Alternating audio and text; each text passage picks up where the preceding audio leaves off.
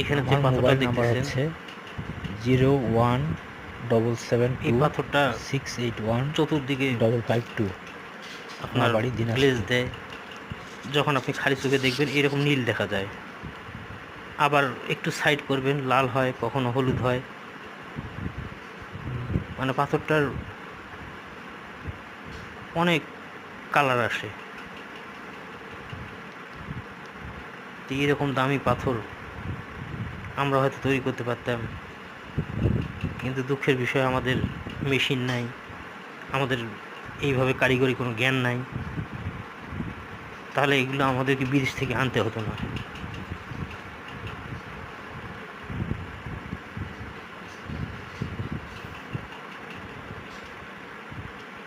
এই পাথর থেকে অনেক রং বিকিরণ হয় চতুর্দিকে।